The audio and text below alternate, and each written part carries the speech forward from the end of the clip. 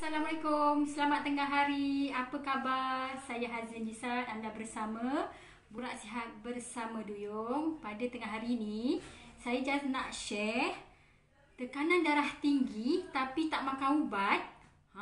Okey. So biasanya siapa yang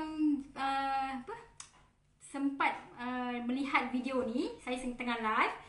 Kalau boleh like dan share. Okey, sebab apa? Sebab saya harap jika tajuk ini bermanfaat, tuan-puan boleh share dekat orang masing-masing supaya ramai lagi yang mendapat manfaat. Okey, sebab apa? Sebab penyakit tekanan darah tinggi ni adalah salah satu penyakit yang tidak berjangkit, tetapi dia boleh kena kepada sesiapa sahaja. Okey, dan apa yang saya nak cerita pada tengah hari ini ialah apakah dia kesan ataupun komplikasi jika tuan-puan sudah disahkan sebagai adanya penyakit tekanan darah tinggi tapi tak makan ubat. Okey.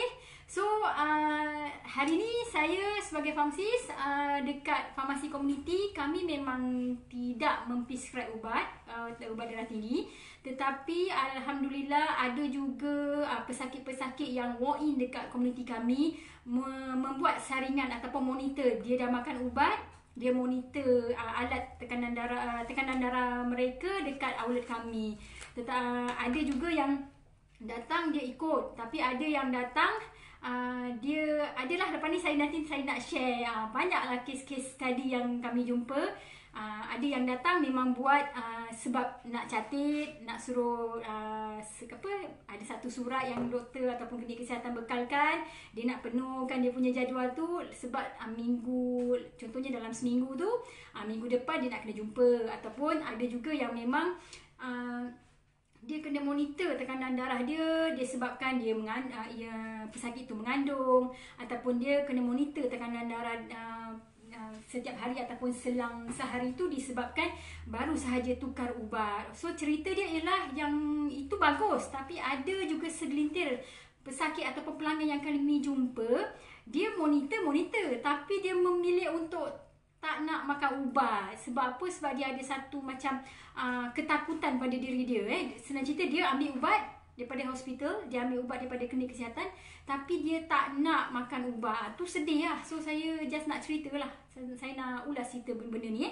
Okay, so first kali apa yang saya boleh ceritakan pada tengah hari ni ialah tuan-puan yang memang disahkan menghidap tekanan darah tinggi ni, sebenarnya tuan-puan sudah berada di tahap yang orang kata macam bom jangka.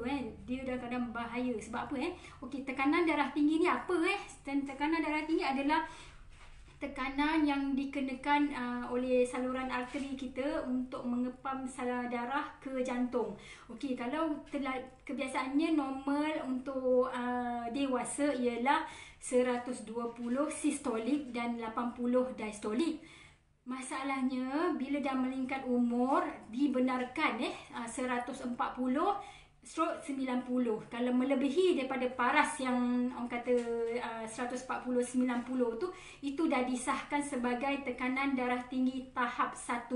Okey, kebiasaannya yang itu yang kita kena pantau ataupun jaga-jaga. Kalau kita dah tahu tapi kita main langgar je, siap. Adalah benda-benda yang kita tak sedar akan berlaku pada diri kita. Okey, tu satu. Satu lagi saya suka saya hari ni saya just nak cerita. Tuan-puan kena ambil maklum apakah komplikasi kalau tuan-puan tak makan ubat. Tuan-puan contohnya dah disahkan tekanan darah tinggi, lepas tu dah dapat ubat. Okey, kalau tak makan ubat, langgar je, apa jadi? Okey, first kali yang efek ialah saluran darah tuan-puan sudah mengalami kerosakan. Tu satu. Jadi apa kesan dia pada organ utama? Biasanya buah pinggang akan mengalami masalah. Contohnya dia akan meningkatkan bacaan kreatinin, dia akan menyebabkan kencing kotor. Pendek kata, jika benda ni makan tahun sentiasa tinggi sahaja, kemungkinan tuan-puan boleh terkena buah pinggang rosak. Tu satu. Itulah komplikasi pertama jika tekanan darah tinggi yang tak dirawat. Yang kedua apa? Mungkin disebabkan akan menyebabkan tuan-puan boleh kena penyakit jantung, sama ada kegagalan jantung ataupun masalah apa saja yang melibatkan peredaran darah ke jantung tu terganggu. Okey, tu yang kedua. Lepas tu yang ketiga mungkin dia menyebabkan komplikasi pada mata. Okey, kita biasa dengar yang ini kadang-kadang pesakit tekanan darah tinggi ni dia ada mengadu, dia ada rabun. Dia masalah rabun, mungkin kadang-kadang disebabkan oleh faktor usia, tapi mungkin disebabkan oleh penyakit tekanan darah tinggi itu sendiri menyebabkan dia rabun. Sebab apa? Sebab peredaran darah ke saluran ataupun kawasan-kawasan sensitif dekat mata tu dah berkurang. So oksigen yang perlu dapat ataupun makanan-makanan yang perlu dapat pada saluran darah mata kita tu dah terganggu. So kesan dia mungkin boleh menyebabkan hypertension retinopati pula. Okey, so dan yang last sekali yang kita bimbang, jika komplikasi tekanan darah tinggi ni tidak dirawat dan tak makan ubat, langgar je, kita bimbang akan menyebabkan tuan-puan kena stroke. Ataupun kita panggil ialah angin ahmar. Okey, so yang ini saya suka nak ingatkan, ada juga sahabat-sahabat yang dia yang ni saya pernah jumpa seorang sahabat ni, dia dah dapat makan ubat tapi dia cuba ambil makanan-makanan tradisional ataupun herba. Yang itu saya suka nak ingatkan, please kami sebagai anggota kesihatan selalu ingatkan tuan-puan, makanlah ubat ikut dos yang dibenarkan. Dan juga jika tuan-puan ada herba yang ataupun suplemen yang dibenarkan oleh ahli farmasi ataupun doktor, jarakkan 1 jam.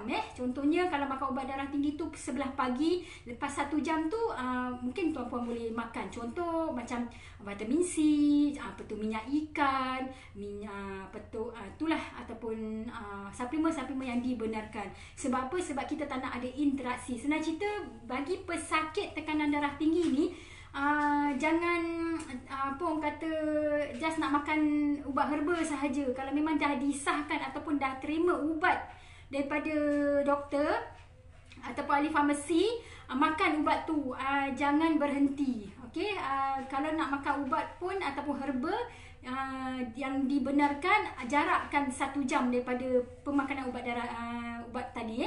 Okey, so saya rasa itu adalah komplikasi. So macam mana kita nak atasi pula masalah tekanan darah tinggi ni? Okey, kebiasaannya mereka yang menghidap tekanan darah tinggi ni, tuan-puan jangan terkejut. Saya rasa seawal umur 20-an pun saya pernah jumpa bila kita selidik. Yang ni kes dekat farmasi komuniti kami. First kali kenapa adik ni kena tekanan darah tinggi ialah sebab masalah obesity, kegemukan. So poin yang saya nak cerita, kena turunkan berat badan. InsyaAllah kalau dapat turun 5 kilo ataupun InsyaAllah tekanan darah tuan-puan pun akan bagus. Dia akan bila kita dapat turunkan berat badan dalam ideal, InsyaAllah banyak masalah-masalah, contohnya tekanan darah tinggi, kecil manis ataupun kolesterol tinggi ni dapat diturunkan. Tu satu. Lepas tu kalau bagi yang sedang aktif bekerja ni, kita cuba ubah gaya hidup kita kepada yang lebih seimbang. Saya percaya memang di umur 20-an, 30-an, 40-an ni ialah waktu sedang aktif bekerja. So kita jangan lupa, kita kena bantu untuk seimbang. Jangan orang kata kerja je tak ingat tak seimbang lah. Gaya hidup pun tak fikir, tak sempat nak bersenam, tak sempat nak berkeluarga, bersosial dengan kawan-kawan. So senang cerita, waktu kita kerja betul-betul, tapi bila kita dah balik kerja tu, kita luangkan masa untuk kita bersenam, bagi peluh sikit, ataupun berkeluarga, supaya kita seimbang. Bila seimbang, insyaAllah masalah stres pun kurang, komplikasi ataupun tekanan darah pun kurang. Okey, itu yang kedua. Yang ketiga ialah cuba ubah gaya pemakanan kepada diet yang sihat. Senang cerita, siapa yang suka makan luar, contohnya makan fast food tu, please kalau boleh hadkan.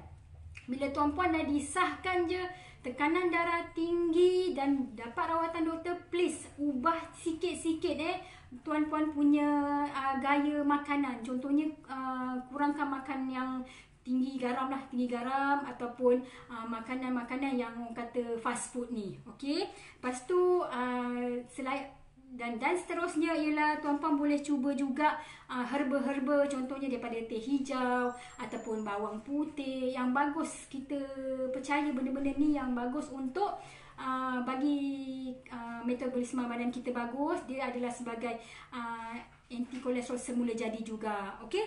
So saya rasa itu saja saya nak share pada tengah hari ini. Saya harap perkongsian saya yang sedikit ini dapat dimanfaatkan. Please bila tuan-puan sudah disahkan ada tekanan darah tinggi, ni wajib. Bukan dah sunat je, wajib tuan-puan. Ya, benda yang paling penting kena ada benda lah ni. Ni toy tuan-puan yang kena ada dekat rumah ni.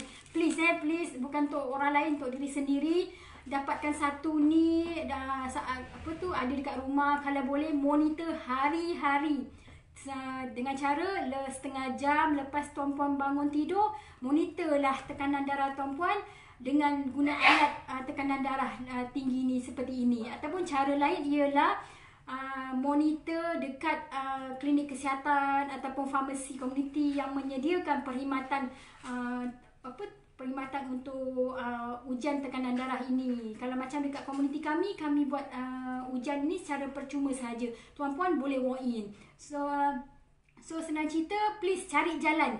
Jangan rasa macam bersangka baik je. Aku sihat. Tiba-tiba kita bimbang apa?